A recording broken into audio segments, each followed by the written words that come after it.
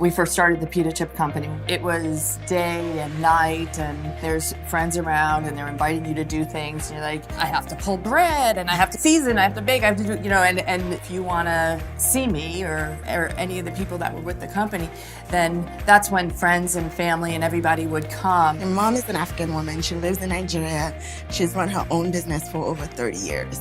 I was there when she started it. I was there when she had to switch over because things weren't working. So at least I have this model, and I think that's so important because that lends courage. That gives you courage when you watch other people experiencing, women especially.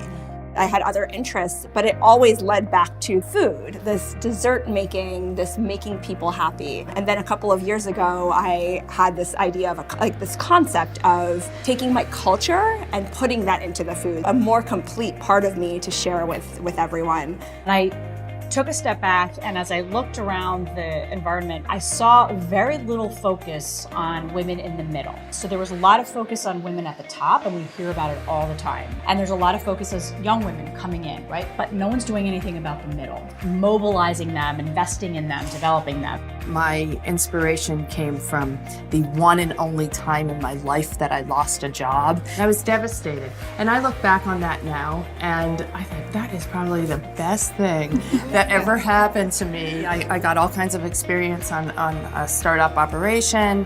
I learned how to pick myself up and to move on. Had it not been for that experience, I probably never would have started Stacy's. I want to have an impact on what I'm going to do next. I think that it's really a privilege to be able to do that. But at the same time, I didn't have any money when I started. I didn't have anyone backing me. But if I don't do it, then where am I going to be? And I think it takes a lot of courage to be okay getting to those uncomfortable situations, and then being able to say, like you were saying, being tenacious and just pushing through. Yeah. The farm is a place where we grow food and we share food with people, but also a space where we get to engage people in citizenship, right? What does it look like to push for policies that make our food healthier, that makes our food systems more sustainable, and how we bring fresh, nutritious foods to as many communities as possible.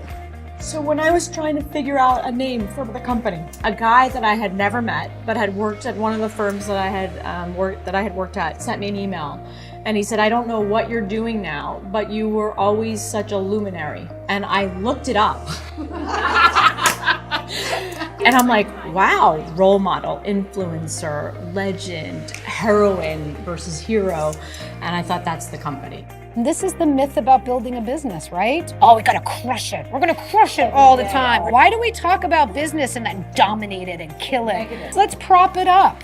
Let's water it. Let's cultivate. Let's nourish it. We're disrupting all of this by building businesses the way we want to see businesses built. We're changing culture and we're changing behavior, right? And the young women behind us, below us, are excited about that. My second year of business, I got an email from a sophomore at NYU, and she was a young Indian woman.